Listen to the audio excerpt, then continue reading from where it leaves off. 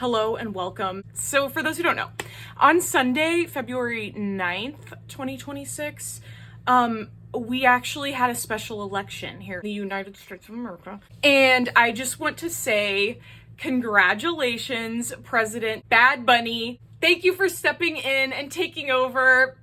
The future is bright, everybody. Ilya Rozanov is canonically a Bad Bunny listener. I finished The Long Game last week. This is probably like the worst possible, least comprehensive discussion about this book that will appear on the internet. I was unwell for a while, and then the more I thought about it, the more I was like, actually, maybe it wasn't that emotionally scarring. Maybe I'm just goofy. Okay, so let's backtrack a bit. At the very beginning of the year, I caught the heated rivalry fever. The heated rivalry disease I caught it. On paper, it makes no sense because I think that like my two least favorite things are sports, culture, and men. I will say that, when I do end up enjoying a romance story, it does tend to be yaoi. That's like kind of a whole other video. I guess I just want to disclaim this by saying when I'm engaging with yaoi in general, fictional men are kind of their own gender to me. There's like a level of removal. I'm not engaging with it in the same way I might if I were someone who was attracted to men. I came of age in the 2010s on Tumblr. On Tumblr, and I think I had a good balance of like being online and doing stuff. 2012 Tumblr, I meant just 2010s Tumblr in general, I don't even feel like that needs introduction. If you know, you know. I was raised by shipping culture, but Holinov is the first true ship I think I've ever had for some reason. It's crazy. There will be spoilers. I'm not going to talk about this in an organized way because I am actually clinically disorganized. Yeah, The Long Game. I laughed, I cried, I threw up, I had many epiphanies. I don't know where to start. So much happens in this book, God. I don't think it's always necessary to compare visual media and books and literature because they're just different, and I think they're both very valuable. These are all my opinions, okay? Please, I welcome disagreement and criticism. Anyway, Heated Rivalry, the book, it's good. But like, I don't think I would have felt as strongly about it if I were not like reading it and watching the show kind of at the same time. There is something really transcendent and special about the show. There's just a magic there that I honestly am not even expecting them to capture in season 2. I feel like the entire team that worked on season 1 of Heated Rivalry is under so much pressure. I hope they all have really solid support systems. The success of season 1 was like so anomalous. It just took all the best parts in my opinion, it took all the best parts of the book and embellished them. And it took all the worst parts and cut them out entirely or changed them a little bit. And I feel like another thing that really struck me about the show is the editing. I already know there's gonna be some painful editing in season 2. I think the biggest tension of this story is Ilya dealing with his depression, which is done in the most healthy, realistic way it possibly could have been. I was kind of anxious about how that would be portrayed because there is always a tendency to romanticize mental illness in literature and in fiction. Then the depression, Ilya's depression arc is just Ilya's depressed and he gets help.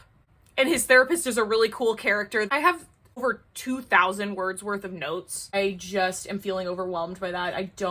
Why do I never shut up? Ilya's therapy arc was probably my favorite aspect. It felt like a very respectful way to carry his story forward. It connects him to his mom, the lineage and the genetics of having depression. It just brings her into the narrative in a way that feels important. I guess that brings me to the thing I liked the least about the book. I'll just get it out of the way now.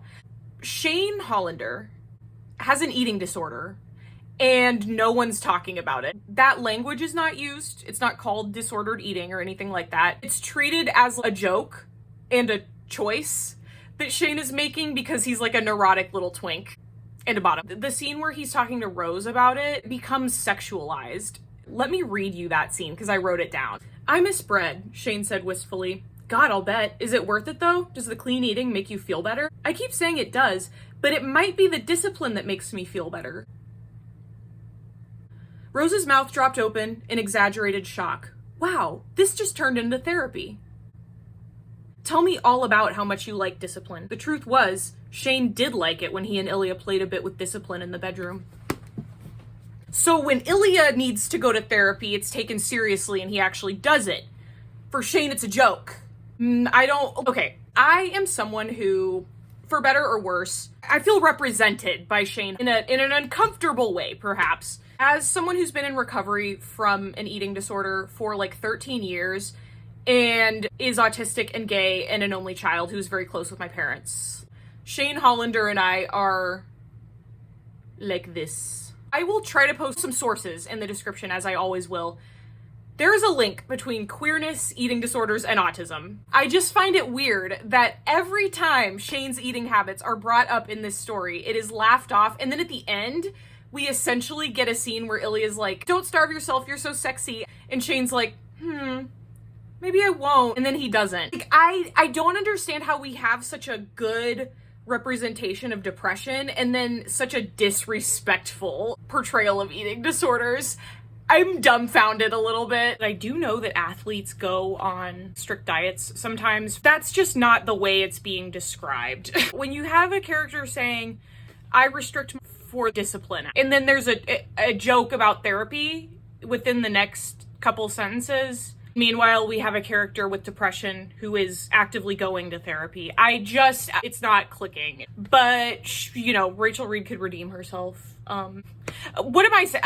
I should be kissing the ground that she walks on for providing me with this life-changing media. And now my computer's dead.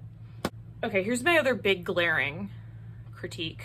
Diamonds as a wedding slow dance song is diabolical. Like, you've got Rihanna's whole discography. 3 songs that immediately came to mind, a little bit like on the risque side, but they'd be better than Diamonds. Kiss It Better, Love on the Brain, Stay. Whatever. The scene with Ilya and Shane's dad kind of made it all worth it. I would read it if my computer wasn't dead. If only there was a way to fix that. Essentially, Shane's dad is like, you know, we just had Shane. We decided to give him everything, and, you know, we never thought we would end up having a second son. Like, we have a scene in Heated Rivalry of him. I did not do a good job of explaining this. I don't even know if this scene is as explicitly written in the book, but it's definitely important in the show. It's after Russia loses to Latvia in the Olympics, and Ilya's dad is, like, helping him with his tie, but also, like, berating him. The fact that then we have this scene of Shane's dad helping Ilya with his cufflinks before the wedding, like, that's good shit, and that does make up for a lot. The more I read about Ilya's internal monologue, the more endeared I become. The way that he is, like, very comfortable with his queerness and with his masculinity. He's very comfortable. At first, he's a little like, no, I don't need help. But then he decides he does, and it's fine. Really showcases the way that men do not have to give up any traditional interests they have to, like, not be toxic. What I also love about this whole universe is, and especially in this book, we get a lot of platonic intimacy between men, parental intimacy, like with the Shane's dad and Ilya scene. I am of the mind that if men behaved in real life the way they behave in the Game Changers series, I think we would be in a vastly different world. Really enjoyed how there were a lot of callbacks to Heated Rivalry. We have a scene where Hayden calls. You already know what happens in the first one. This one, we have that happen again. But he's like, Jackie probably broke her ankle. We have to go to the hospital. Can you, like, please watch the kids? Please, Shane. And then I knew immediately what was gonna happen. The kids have a wedding for them. Shipper crack cocaine. I'm really not into, like, corny shit like that. This is, like, my first actual romance series that I'm reading. Oh yeah. Okay, well, I can't actually get through anything else before talking about this. For some reason, we got this Yellow Jackets moment. I hated it. I felt it was melodramatic, and I already know that in the show it's gonna be edited and acted in such an awful, painful, not awful like bad, like so good it hurts way. I can picture it. Why is this Yellow Jackets bullshit in my yaoi? I love Yellow Jackets. And the link between Yellow Jackets and Heated Rivalry is Sophie Nélisse, sorry, I'm saying that in a very American way, who plays Rose in Heated Rivalry, and then she plays Shauna in Yellow Jackets. Fantastic actor. I would argue Yellow Jackets, actually this harkens back to my first video. Yellow Jackets is kind of Yuri-ish, but it's gritty and desolate and isolated. Like Pluribus, different but similar to Pluribus. It gives me pause. It's an awesome show, and it definitely, like, whatever. Yellow Jackets is another entire video. I think I've said that 3 times. I just have so much going on at all times. Basically, that plane malfunction, I knew things were gonna be fine in the end. And yet, I still hated that.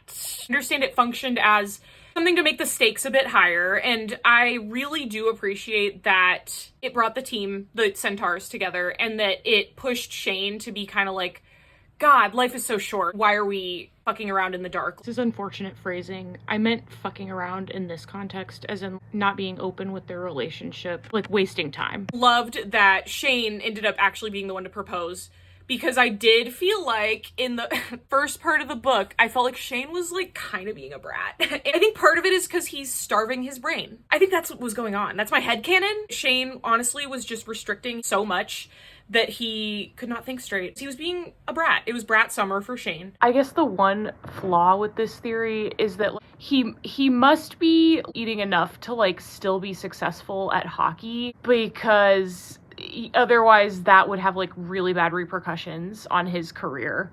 There are different types of eating disorders, obviously. I don't know, anyway, I just need this to be explored and addressed more, okay? When he and Ilya were fighting, which is what preceded the plane scene, Ilya was like, would you give up hockey for me? Would you pick me over hockey? Fair question. And Shane's like, would you? He left his team for you. Plays for the worst team in the league for you.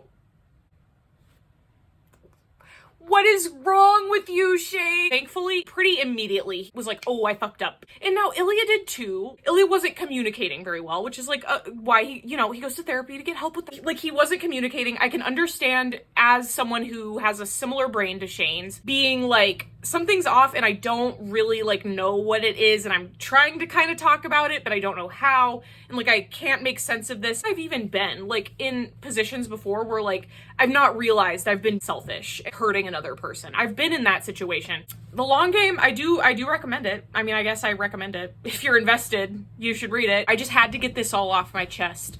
I have so much more to say about Heated Rivalry, and so does like everyone else on the planet. I really just if I do not just like let videos be a little shitty, I don't think I'm gonna upload anything. I don't know, how do you fucking end a video? I feel like a millennial.